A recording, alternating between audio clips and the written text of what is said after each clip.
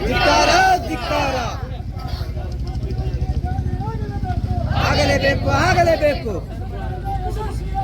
ಯಶಸ್ವಿ ಆಗಲಿ ಯಶಸ್ವಿ ಬಿಡುವುದಿಲ್ಲ ಬಿಡುವುದಿಲ್ಲ ಚಿರಾಯುವಾಗಲಿ ಚಿರಾಯುವಾಗಲಿ ಜಯವಾಗಲಿ ಜಯವಾಗಲಿ ಜಿಂದಾಬಾದ್ ಅತ್ಯಾಚಾರ ಇರಕ್ಕೆ ಸಾಧ್ಯ ಇಲ್ಲ. ಆದರೆ ಹೇಳುವುದೊಂದು ಮಾಡುವುದಂತಕ್ಕಂಥ ಮಾತನ್ನು ತಿಳ್ಕೊಳ್ಬೇಕಾಗಿದೆ. ಅಂತ ನೀತಿಯನ್ನು ವಿರೋಧಿಸಕ್ಕೆ ಇವತ್ತು ಕೆಂಬಾವಟ ಹೋರಾಟ ಮಾಡ್ತಕ್ಕಂಥದ್ದು ಪ್ರಮುಖವಾಗಿರ್ತಕ್ಕಂಥ ಅಂಶಗಳನ್ನ ನಾವು ಒಕ್ಕಲ್ತನ ಮತ್ತು ಕೂಲಿಕಾರರಿಗೆ ಸಂಬಂಧ ಇದೆ. ಒಂದು ಚಕ್ಕಡಿಗೆ ಎರಡು ಗಾಲಿಗಳು ಯಾವ ರೀತಿ ಅವಶ್ಯಕತೆ ಇದೆ ಅದೇ ರೀತಿ ಕೂಲಿಕಾರರು ಒಕ್ಕಲ್ತನಕ್ಕೆ ಸಂಬಂಧ ಇದೆ.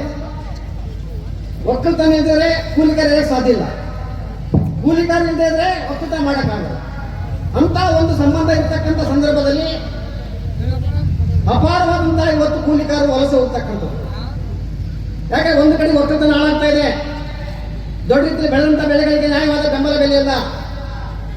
ಡಾಕ್ಟರ್ ಸ್ವಾಮಿನಾಥನ್ ಹೇಳಿರ್ತಕ್ಕಂಥ ಬೆಂಬಲ ಬೆಲೆಯನ್ನು ಇವತ್ತು ಕೇಂದ್ರ ಸರ್ಕಾರ ಜಾರಿಗೆ ಮಾಡಲಾರ್ದೇ ಸುಪ್ರೀಂ ಕೋರ್ಟ್ಗೆ ಇವತ್ತು ಸ್ಟೇ ಹೋಗಿ ರೈತರ ದಿವಾಳಿ ಮಾಡ್ತಕ್ಕಂಥ ಕಾನೂನನ್ನು ತಂದಿರತಕ್ಕಂಥ ಪರಿಸ್ಥಿತಿ. ಅದರ ವಿರುದ್ಧ ಇವತ್ತು 370 ದಿವಸ ಸತತ ಆಗಿ ಚಳವಳಿ ಮಾಡುವ ಮುಖಾಂತರ 738 ರೈತರು ಬಲಿ ತೆಗೆದುಕೊಂಡಿರ್ತಕ್ಕಂಥ ಬಿಜೆಪಿಯ ನರೇಂದ್ರ ಮೋದಿ ಸರ್ಕಾರ ಇವತ್ತು ಒಂದು ಕಡೆಗೆ ಒಕ್ಕಲ್ತನ ಹಾಳು ಮಾಡ್ತಾ ಇದೆ, ಇನ್ನೊಂದು ಕಡೆಗೆ ಇವತ್ತು ಗ್ರಾಮೀಣ ಪ್ರದೇಶಿರ್ತಕ್ಕಂಥ ಕೂಲಿಕಾರರು ವಲಸೆ ಹೋಗ್ತಾ ಇದೆ. ಅದೇ ಒಂದೇ ಏಟಿಗೆ ಎರಡರ ಜನರನ್ನು ಹೊಡಿತಕ್ಕಂಥ ಕೆಲಸ ಮಾಡಕ್ಕೆ ಇವತ್ತು ಕೇಂದ್ರ ಸರ್ಕಾರ ಮುಂದಾಗ್ತಾ ಇದೆ.